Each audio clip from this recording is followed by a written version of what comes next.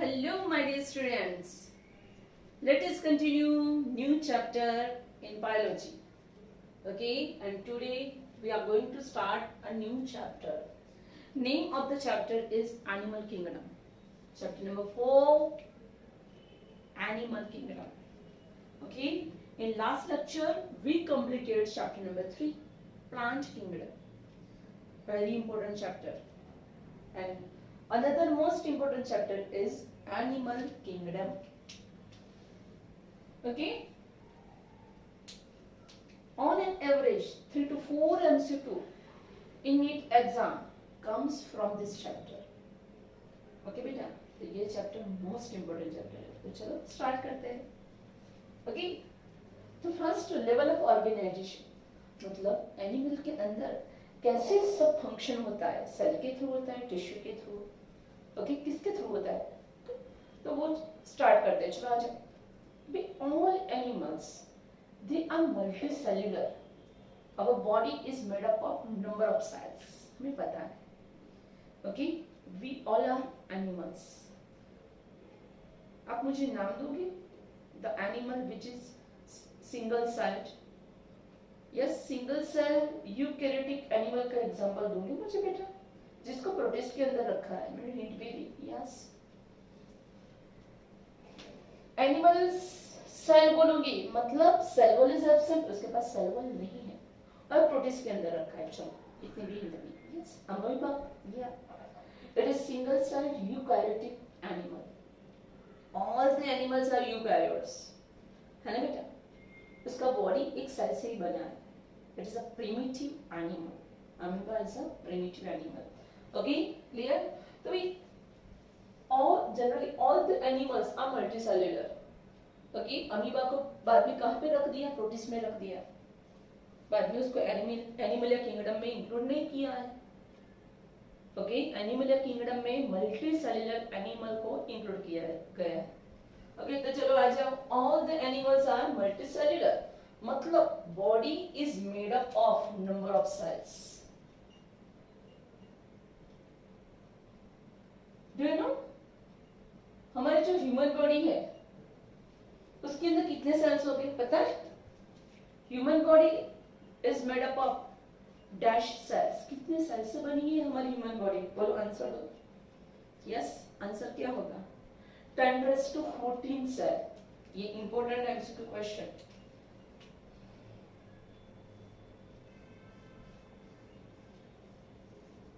Human बॉडी is made up of how many cells? तो answer क्या आएगा बच्चा लोग?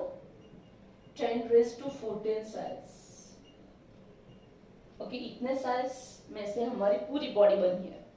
ओके, एडल्ट ह्यूमन की बॉडी की बात हो रही है, छोटे बच्चे की बात नहीं है. ओके, चलो आ जाओ. Now there are 4 type of level of organisation. कि एनिमल्स के अंदर सेल्स अरेंज होते हैं टिश्यू में. Number of cells unite to form tissue. Number of tissue unite to form tissue system. Number of tissue system unite to form organ. And number of organ unite to form organ system. So we have it. In animals shows 4 type level of organization. कि उसके अंदर उसका body का organisation कितने level पे हुआ है? 4 level में. First cellular level of organisation, ये सब नीट के एमसीक्यू में आता है. Second, tissue level of organization, organ system level of organization. And fourth, ये organ level of organization and fourth organ system level of organization. समझ में आया? हर एक के एग्जांपल्स याद रखने हैं. Okay, most important. तो cellular level of organization shown by sponges. कौन दिखाता है ऐसा ऑर्गेनाइजेशन? तो आंसर क्या आएगा? Sponges. Sponges belongs to which phylum? स्पॉन्जेस को कौन सा फाइलम बोलते हैं? Porifera phylum. याद रखना है. भाई स्पॉन्जेस आर मल्टीसेल्युलर. स्पॉन्जेस होता कैसा है? मल्टीसेल्युलर है. Okay, clear. And the body is made up of loose cell aggregate. कि उसके अंदर लूज सेल अरेंज है. ओके, लूज सेल का एग्रीगेट है, बहुत सारे सेल लूजली एग्रीगेट हुए हैं और उसमें से बॉडी बना है। ओके, किसकी बात चल रही है? स्पॉन्जेस की बात चल रही है। फाइलम कौन सा? पोरीफेरा, दोनों याद रखने हैं। पोरीफेरा नाम क्यों आया? Because pores, number of pores present on body, body के ऊपर बहुत सारे पोर्स है, that's why it is Porifera phylum. Okay, sponges is multicellular, लेकिन सारे सेल इकट्ठा होकर टिश्यू नहीं बनाते। हर एक सेल अपना अपना काम करता है, इंडिपेंडेंटली काम करता है। समझ नहीं आया? स्पॉन्जेस आर मल्टीसेल्युलर, मल्टीसेल्युलर है तो भी each and every cell works independently. हर एक सेल खुद का रेस्पिरेशन करेगा, एक्सक्रीशन करेगा, मिलके काम नहीं करते, यूनिटी नहीं है। हर एक सेल अलग अलग अपना ही काम करता है। Such type of level of organization is known as cellular level of organization. Each and every cell functions independently. Okay? ये हर एक सेल अपने हिसाब से अपना ही काम करता है, मिलजुल के काम नहीं करते। Such type of level of organization is known as cellular level of organization. समझ में आया? क्वेश्चन पूछेंगे तो आंसर क्या आएगा? स्पॉन्जेस आएगा, या तो फाइलम पूछेंगे तो पोरीफेरा फाइलम आएगा। Second, tissue level of organisation किसके अंदर होता है? What is tissue? Number of cells which are similar in function and origin, they are unite to form tissue, के बहुत सारे सेल्स यूनाइट होते हैं और उसमें से टिश्यू बनाते हैं। एंड वो टिश्यू पर्टिकुलर फंक्शन करते हैं, such as respiration, excretion, digestion etcetera. Tissue level of organization they are found in coelenterates. Okay, बहुत सारे बच्चे उसको कोलेंट्रेटा भी बोलते हैं, दोनों चलते हैं मार्केट में। उसके एग्जांपल कौन है भी? Hydra, jellyfish. Okay, the tissue level of organization generally found in which phylum? Coelenterates, ये फाइलम का नाम है। और सिलोन्ट्रेटा में कौन कौन आता है? Hydra, jellyfish. Here number of cell unite to form tissue, बहुत सारे सेल फ्यूज हो जाते हैं और टिश्यू बनाते हैं।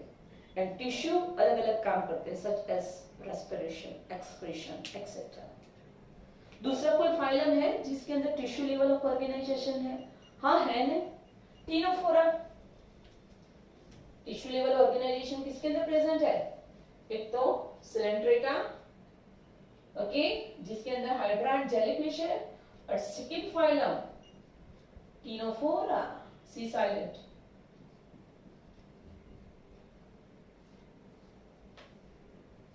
ये फाइलम का नाम है टीनोफोरा, जिसके अंदर किसको इंक्लूड किया जाता है? कौन से ऑर्गेनिज्म आते हैं? प्लूरोब्रैकिया। कौन सा ऑर्गेनिज्म है? प्लूरोब्रैकिया। उसका बॉडी भी टिश्यू से बना है बेटा, clear, important. Phylum 2, first Coelenterata, मैंने नीट भी साथ में ले लिया, Ctenophora, they also shows tissue level of organisation, important. Okay, your cells unite to form tissue and this tissue form different function, याद रखना है। Third phylum is organ level of organization, मतलब number of tissue unite to form organ, बहुत सारे tissue इकट्ठे होके क्या बना लिया? ऑर्गन बना लिया, और ऑर्गन ने अपना फंक्शन स्टार्ट किया। हर एक ऑर्गन का फंक्शन अलग अलग। Such type of organisation is known as organ level of organisation. ये नीट का हॉट फेवरेट क्वेश्चन है। किसके अंदर होता है? प्लेटीहेल्मिंथिस, फाइलम प्लेटीहेल्मिंथिस, याद रखना है। Phylum platyhelminthes shows organ level of organization. इसके एग्जांपल कौन है बेटा? Tapeworm, liver fluke, planaria, important. These are the example of platyhelminthes. याद रखना है। Organ level of organization found in platyhelminthes. Examples: Planaria, tapeworm, liver fluke. Here, different type of tissue unite to form organ. And organ perform specific function. हर एक organ अपना अपना काम करता है। समझ में आया? Clear? Only platyhelminthes shows organ level of organization. आपको याद रखना है, important. Next, organ system level of organization. Here, different types of organ unite to form organ system. ये अलग अलग organ इकट्ठे होके क्या बनाया बेटा? Organ system. Such as digestive system, respiratory system, excretory system, nervous system. Okay? और सारे system काम करती है यार। Respiratory system क्या करेंगी? Exchange of O2 and CO2. Digestive system क्या करेगी? Digestion of food. Circulatory system क्या करेगी? Circulation of blood. याद है? Clear?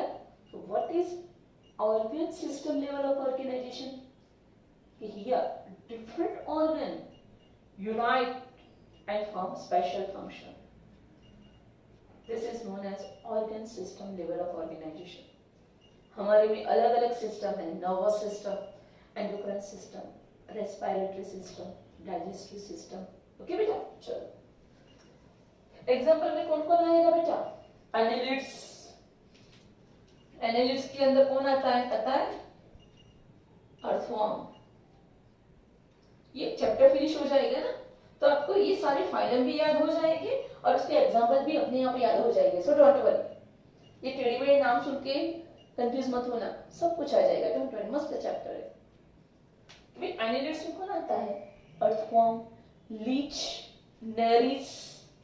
Okay, these three organisms are included in annelids. Arthropods, insects, all insects,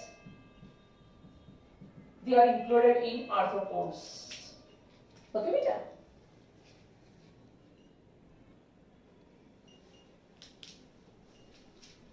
Okay, in Arthropoda phylum, Bluetooth mode.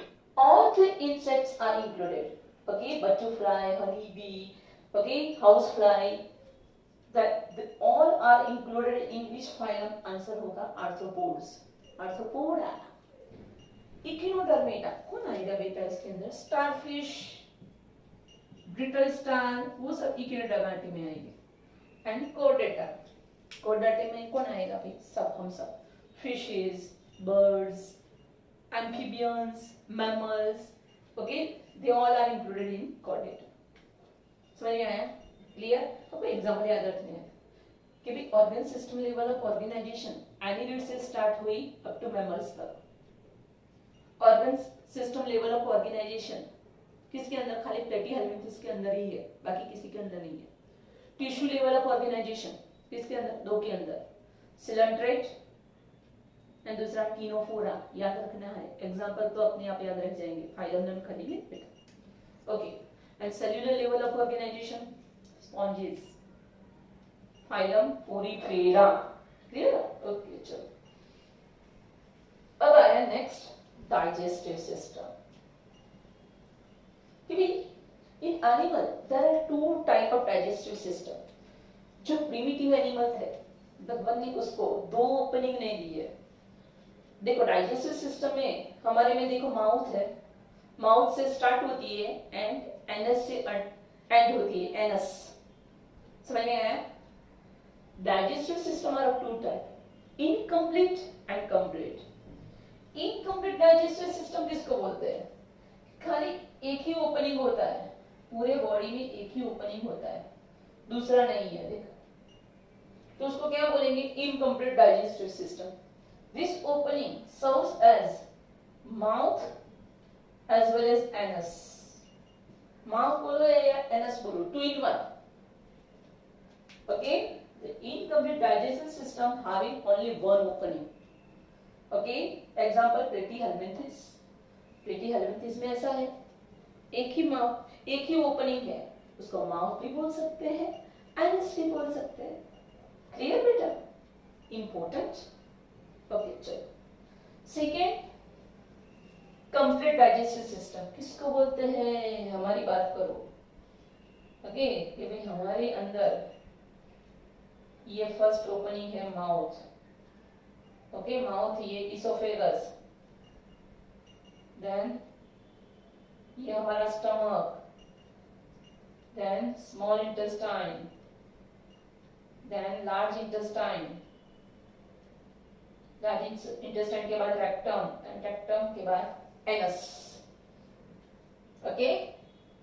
ऊपर की तरफ क्या होता है माउथ और नीचे की तरफ क्या आता है भाई एनस। क्लियर, समझ में आया? डायग्राम देखो,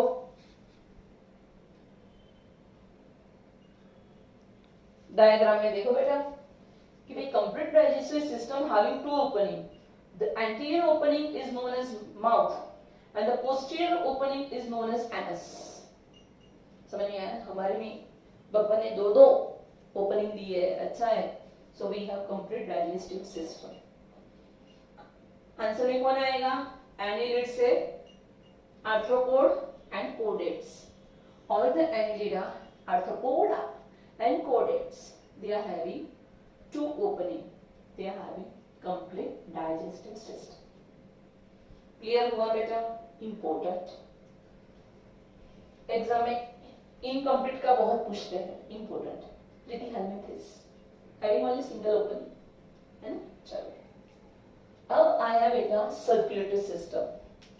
ब्लड सर्कुलेशन कैसे होता है वो सर्कुलेटरी सिस्टम है। चलो रन करते हैं, ओके।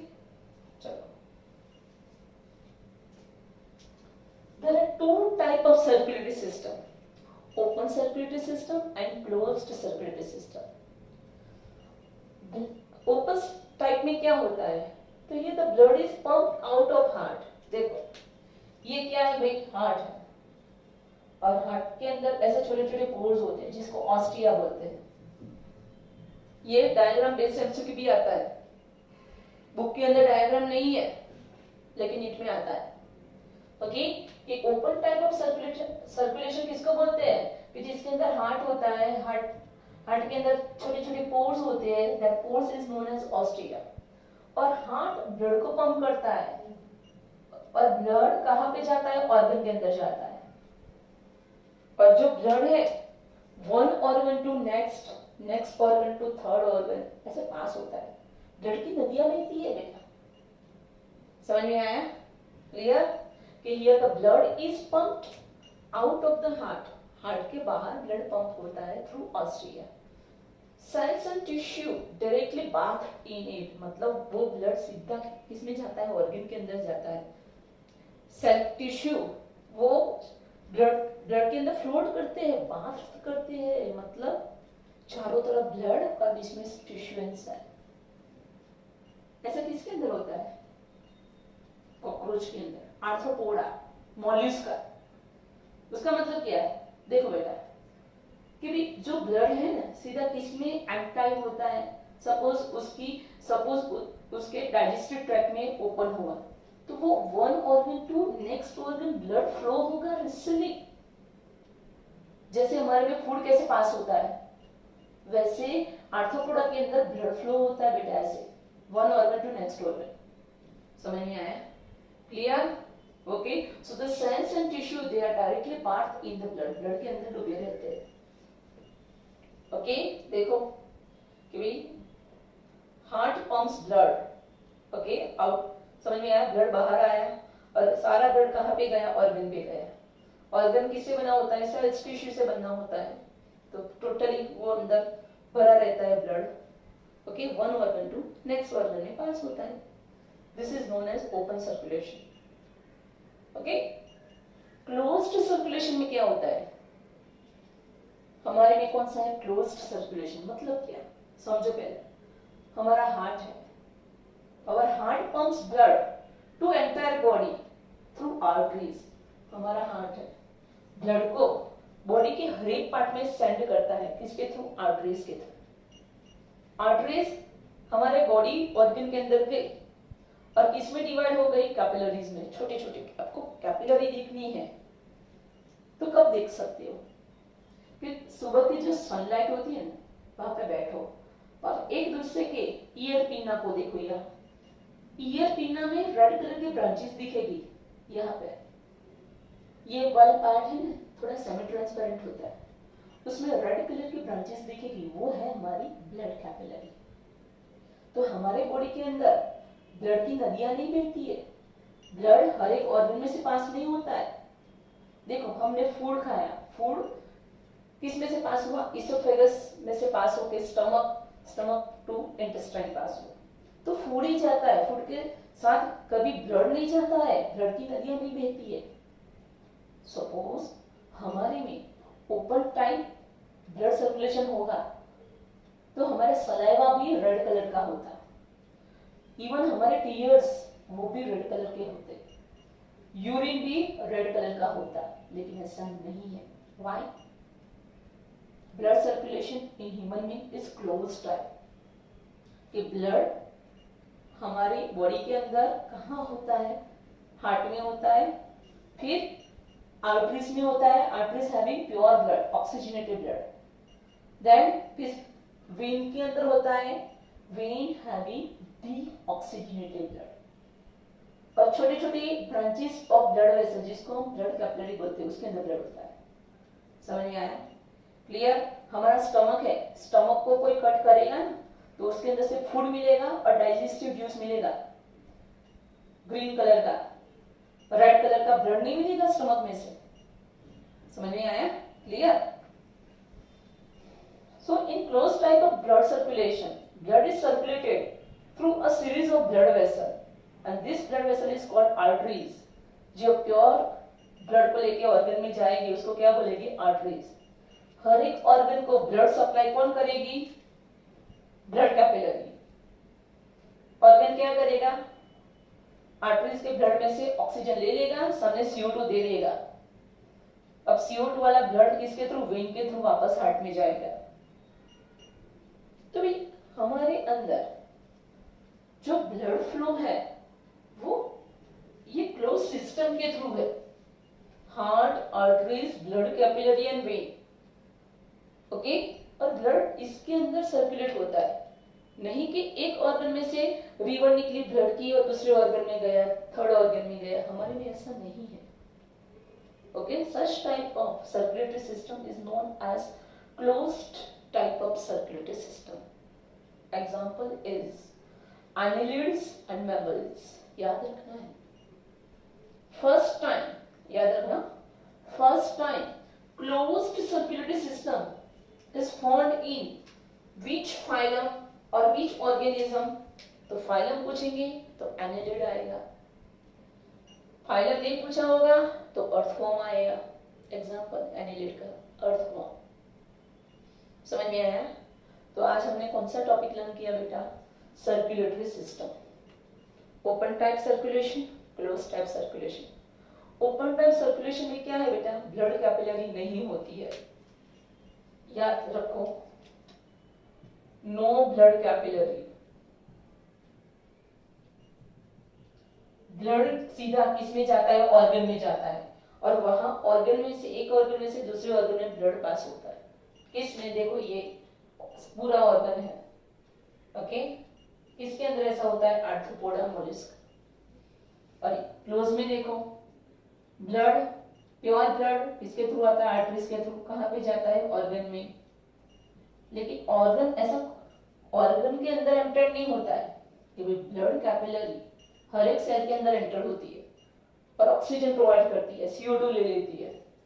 समझ में आया? और ऐसे हमारे सेल को ऑक्सीजन मिलता है, न्यूट्रिएंट मिलते हैं ब्लड के थ्रू। अब देखो वेन क्या करती है? डीऑक्सीजनेटेड ब्लड को वापस हार्ट में ले जाती है। तो हमारा कोई ऑर्गन के अंदर ब्लड फ्लो नहीं होता है। समझ में आया? So we are having close type of circulatory system. तो बेटा आज का हमारा ये टॉपिक था, most important topic. Every year ये सारे टॉपिक में से एक MCQ नीट में आता है। तो आज जो हमने डिस्कशन किया है उसमें एक नीट MCQ डेफिनेटली आएगा, तो परफेक्टली बेटा लर्न करना। Okay, thank you.